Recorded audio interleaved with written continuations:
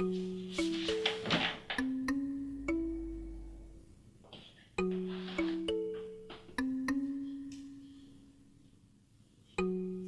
sure you'd like to know what you're looking at.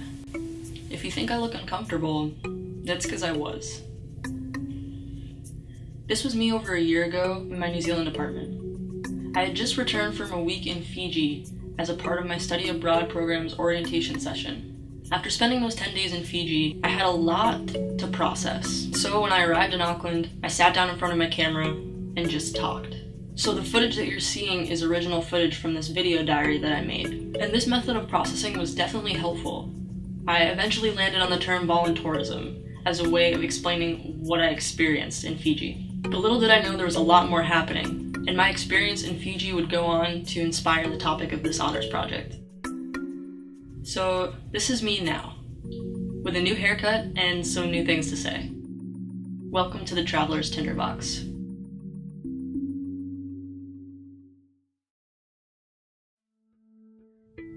Since I've been back in America, I've had time to reflect on my experience abroad. And in that reflection, I've come to recognize that I experienced something known as culture shock. This began in Fiji, and there were a lot of factors that contributed to it. I was in a new place with a bunch of strangers, I was immersed in a culture that I had no prior knowledge of, and I found myself in the middle of an alarming example of volunteerism that left me with a bunch of moral and ethical dilemmas that I had no idea how to process. But these feelings of disillusionment didn't stop in Fiji. They carried over into when I arrived in New Zealand and tried to integrate into the culture there and tried to make friends with the people there. I quickly began doubting myself and my intentions in traveling. And this led to a spout of depression that I'm still trying to unpack and understand today. Culture shock is a term that's thrown around a lot, especially when we're talking about the study abroad experience. It's an incredibly vast phenomenon that I've found really difficult to pinpoint and define. Even though it may have common symptoms and triggers, it manifests itself in so many different ways, depending on the individual. I was so affected by something that I still don't entirely understand, and so my aim of this project is to talk to other students who have studied abroad, and have them share their stories about what culture shock looked like for them. This is with the hopes to understand this enigmatic topic, and to draw some common themes among the different narratives of study abroad experiences. So I sat down with 4 individuals who studied in different locations around the world, and I asked them to share their stories. I wanted to know what culture shock means to them. I wanted to know how that manifested itself throughout their experience abroad. And I wanted to know how they dealt with it. Maybe this could help me understand my experience. Because I think listening to the stories of others is the best way to understand yourself. So let's hear what they had to say. I'm Corinne. I'm class of 2017, and I'm a political science and Middle Eastern studies major. My name is Dan Ricker. I am a senior, class of 2017, and I study environmental geography and French. I'm Camille. I am a senior, and I study political science and Middle Eastern studies, and I'm getting the international relations certificate as well. My name is Elena Lopez. I'm a senior, and I'm a comparative literature and Spanish double major. So I went abroad spring 2016 to Buenos Aires, Argentina. I chose to go abroad kind of when I was already in high school. Like, I always knew I needed my education to be on a global scale and not to be stuck in like this little bubble. So I always knew I'd study abroad, I just never had decided where. Getting to study abroad, kind of uprooting yourself from everything that you've known and going someplace that's different, where you can really kind of experience a different culture and get to know different people, was something that like I've always wanted to, and I love to travel. So I was in Jordan for like 6.5, 7 months about, and I think I chose Jordan because I mean, the Middle East had always been kind of a place that I was interested in but didn't know a lot about, and so when I got to college I started taking Arabic, and I just really wanted to go someplace that would push me like out of my comfort zone, someplace that was like so completely different, where I wasn't going to be kind of stuck in the American bubble that so many people get into. So I went to Morocco, Rabat, Morocco. I kind of always knew that I was gonna study abroad. I wanted to experience a different culture. I wanted to kind of have a place that I could call my own. I ended up studying abroad for my full junior year in Paris and France, which was I don't want to say the opposite, but not at all what I expected. To me, the first thing that comes to mind with culture shock is that point where the novelty wears off, where it's no longer this sort of fun extended vacation where you you're sending pictures to friends and family a lot and just talking about how much you love it, and every time you set foot out your door you're going someplace new, which kind of distracts you from, I don't know, the difficulty of really, because no matter where you go, you're kind of alone there in a way. The difficulty of being alone, of navigating a different society, regardless of what language it's in, everything is going to be different. All the cues are different. You just don't really understand much. It's difficult to connect with people, especially if you're switching languages. So that to me is what culture shock is. It's that realization moment of when it all sort of collapses in on you and you realize, I don't really know what I'm doing. It's the point when it sets in that you're really in someplace different from everything you've known, and maybe, you know, assumptions that you have about that place are getting challenged, or assumptions about yourself are getting challenged. And I think it just kind of gets to this point where your brain can't handle it. For me, culture shock is me applying my preconceived judgments that I've learned here somewhere else. And my like gut reaction, which if it's negative, is me kind of not being open to a potential like new idea, new way of living. And basically culture shock is like what I'm not comfortable with. Culture shock is when you go somewhere and you are kind of dumbfounded and don't really know what to do with yourself. So the only thing that you can do is kind of turn inward. And for me, that brought me to a really dark place. My culture shock was just irritability. I was very, very annoyed with things. You feel sort of powerless in a way, and then a lot of little things start to get under your skin because you realize you could be doing it better, and if this were in the US, like, oh, I could totally go to the post office in the United States, but in France it makes me want to scream. Like, why is that? So to me, that's what culture shock was. You start to feel really negative emotions, either about yourself, about the people of that country, or the people around you. Because, like, I definitely didn't like the people around me. Like, that was how my culture shock manifested. For me, it actually started to manifest kind of early on. We had this, like, excursion to Dubai and to the Emirates, and I, like, just started hating a lot of people in my program there, because in Dubai there isn't too much to do. It's very superficial, and so, like, you go out and you party, or you go to the beach, and, like, it's, you know, it's this superficial imposition of, like, westernization onto this place. Like, there I was really conscious of the fact that, like, I did not want to be in the space with other people. But, like, when we got back to Jordan and it kind of started to manifest again, I was isolating myself from everyone who wasn't, like, Jordanian, because I didn't want to be around them at all. I was just, like, this really, really negative feeling towards American culture, and, like, really wanting to separate myself from what other people thought of Americans. My first day of orientation, it was a group of, there were 70 of us. It was a big group, and they had gone through lectures after lectures with, like, you know, the US ambassador, and then he started talking about sexual assault, and in, like, the worst way possible. He started talking, like, you know, taxi drivers might throw in, you know, sexual assault like a cherry on top, and everyone was just, like, horribly offended. Like, people were so uncomfortable. People who had been sexually assaulted were like, I have to leave. And it was, like, day one. So I guess in the back of my head, I, like, knew this would be, like, a constant theme if they had to bring it up that quickly. I noticed really quickly that, like, women are 100% an object to be observed and appreciated, but just not speak. But the things they would say were so horrible. It was such absurd catcalling, like, so much more than, like, the New York City construction worker. It was in one block, 5 different people would yell something at you, and you're just like, if I respond, I'm gonna get hurt, or something's gonna happen, or I have to, like, verbally and potentially physically engage with this person, and I'm alone. And it was just this disgusting, like, feeling of being, like, watched and, like, preyed on. Like, no matter what you did, getting a drink, talking, wearing a jacket, it didn't matter. If you were, like, a woman, you were absolutely a target to all of the men. That was just, like, a big culture shock, was just, like, accepting that I had to deal with that, and as a raging feminist, that was, like, annoying. I was alone in an apartment in a foreign city in Morocco as a blonde woman. You know, I know what I look like, and so every time I walked home, it was scary, and I just felt very isolated. I was alone, very much alone, and I felt that. And I was very overwhelmed, because anytime I would, you know, make an attempt to exit this, like, American bubble, I was alone.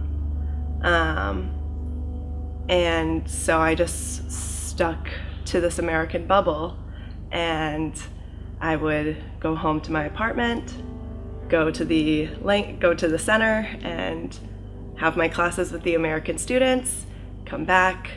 I ate KFC and McDonald's, which were in walking distance from my apartment, like a block away, every day.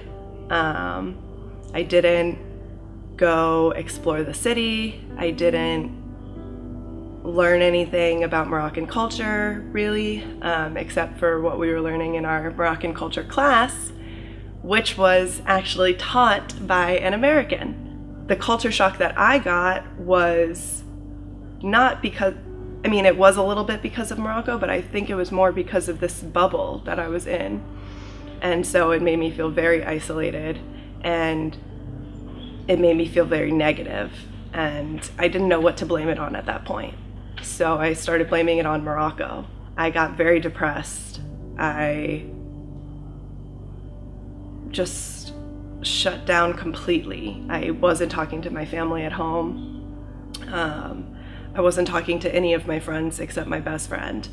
And anytime I talked to her, it kind of made me feel worse.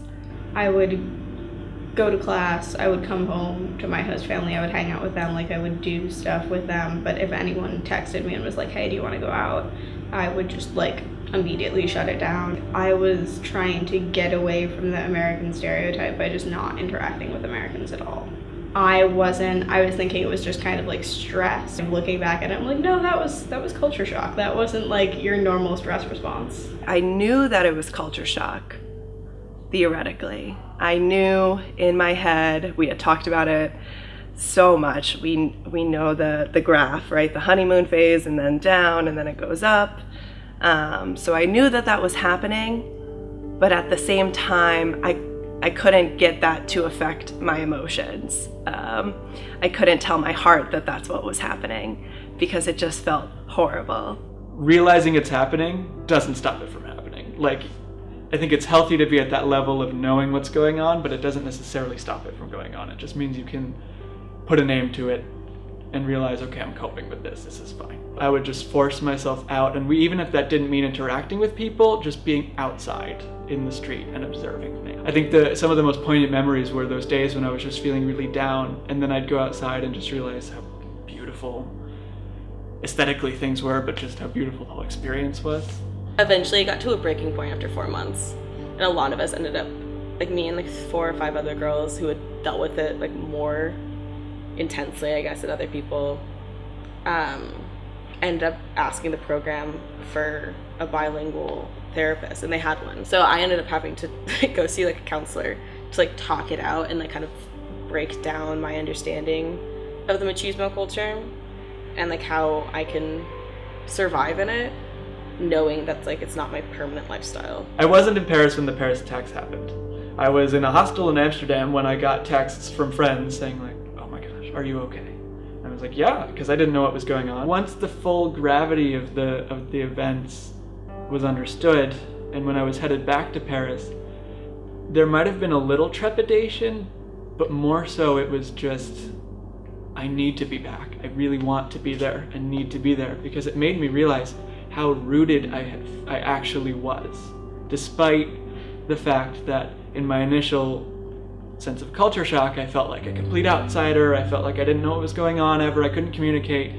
The Paris attacks, in a weird way, made me feel a sort of sense of belonging. Something really did click. I think it was that sort of basic sense of, I don't understand anything, I don't get anything, was replaced by this broader sense of, this is a living society that I have now sort of made myself a part of. Before, where I was trifling about all these little things, realizing that this is a society equal to my own, full of people who are working within it, and this is what they know and this is what they enjoy, and who am I to be frustrated with it? Just because I don't understand, it's not the culture's fault. It's my own duty to learn more. I met the guy who became my fiance, not just meeting him, but meeting Moroccans, real Moroccans, meeting the local people, and then them in turn showing me the real culture and not just the things that my program wanted me to see. My takeaway was, once I met the real Moroccans and once I saw the real Morocco, I fell in love with it. I was amazed at the country and at the landscape and the culture. It took me a long time to get over, not get over it, but to accept that this is part of the study abroad experience. That for me, it doesn't define it, but it is absolutely something that I never expected to deal with. And then I had to kind of face it head on with no preparation. It is part of the study abroad experience, and I think it is, in a sense, inevitable. But I think that, there are ways to kind of mitigate it in a way that doesn't make it quite so debilitating. I've been to a lot of therapy since coming back because reintegration shock stuff. And I've gotten to know myself a lot more. So I think that, kind of encouraging people to think about themselves and think about where they are and what they want, and kind of understanding that other people have different goals or different ideas. I think it's an important part of the experience as long as you see it through and you get to the end. I think if you let that consume you and you let that be your entire experience, then it's not worth it. The best preparation for culture shock is knowing that it's going to happen and knowing yourself. If you've had time to kind of think about who you are and what you want, it's easier to kind of open your mind to challenging your assumptions. If there's one thing I could tell people who are going to study abroad in Latin America, it would just be to stay strong and to not let this get to you, because it can and it will, but to build a network within either a host family, the friends you make, the Argentinian or the friends of the country, the host country that you make. Build a network that can support you and validate your experiences, because it's definitely not just you. If you can find time in the excitement and the anticipation of going abroad, do some soul searching for the outlets in which you really feel like you could express yourself. To me, that is very important in helping you digest what's going on. And there's no pill to take to ward off culture shock. It's just, when it's happening, try to identify it and just digest it and cope with it until it goes away, because it will go away. I could have done without the depression. But then again, having that depression there and doing it on my own there and making it through helped me, when I've kind of been down here, it helped me know how to deal with it. And it helped me really appreciate the support that I do have now. And that's so important. It's made me more caring, it's made me more conscious about what other people are going through, because you never know. Yeah. And I think that I wouldn't take that away, because now I feel like I'm such a better person. So, what can we learn from all this? There were clearly a lot of commonalities between these narratives. Almost everyone experienced some form of irritation, whether it was irritation with the other American students on their program, irritation with the culture of the host country, or irritation with themselves for not being able to figure it out. Everyone experienced it. And in most cases, that irritation led to something a lot bigger and a lot more debilitating. It seems as though this initial sense of irritation or frustration causes us to turn inward and attack ourselves. By isolating ourselves and choosing not to socialize with the people and the culture around us, we become stagnant instead of growing like most of us set out to do when we went abroad. But after talking with these people, it seems like this is kind of inevitable. It also seems like it doesn't have to be a bad thing. Yes, if the depression that comes as a result of your culture shock gets to a point where it's debilitating, that's something to worry about and something to work through. But this fact that we get so shaken up kind of forces a perspective upon us. It forces us to be perceptive and to be self-aware. And really the only time you're gonna grow is when you're uncomfortable. I think all the people that I talked to emphasize the importance of self-reflection and finding an outlet. It seems like no matter how much preparation or knowledge we have about culture shock before we leave, we're still gonna find ourselves in a state of dumbfoundedness. So while it's important to have the knowledge that, hey, this is something that might happen to you when you go abroad, I think it's also really important to use it when it happens. If we can recognize the symptoms that result from culture shock, we can use them to our advantage to become more self-aware and to understand how we're interacting with the culture and the space around us. And I think that process of growth and discovery is why we go abroad in the first place. After talking with 4 of my fellow classmates, I'm starting to realize that maybe culture shock isn't the right word for this phenomenon. There's a lot of negative connotation associated with it, and I don't know if that does it justice. I think it's part of the process, and by giving it a separate name with all these negative connotations associated with it, I think it's confusing. If you know that it's going to happen and you're prepared to embrace it as part of your time abroad, I think you'll ultimately get a lot more out of your experience than you would otherwise. I know for me, and for the 4 people whose stories you heard, culture shock didn't define our experience. I think it only enhanced it, made it more unique and more dynamic. And it's through telling our stories and processing these feelings that we couldn't quite put words to at the time that we can truly understand our experience and see how much we grew through it.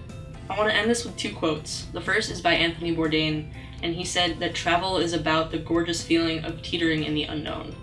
And I think that really speaks to the fact that although culture shock is scary and traveling to a new place is scary, that's why we do it. My second quote is by Alan Watts, and he says that what we have to discover is that there is no safety, that seeking is painful, and that when we imagine that we have found it, we don't like it. I think this speaks a lot to the idea of expectations and this pastoral image that we paint about the study abroad experience, and how when those images and expectations aren't met, it all comes crashing down. But we have to remember that seeking is painful, and there's not going to be any growth unless you go through some sort of hardship. So thank you for sticking by me and watching as I try to unpack my thoughts and feelings on this experience, and thank you to those who have shared their stories with us. So here's to continuing to better see the world and to better see ourselves. Thank you.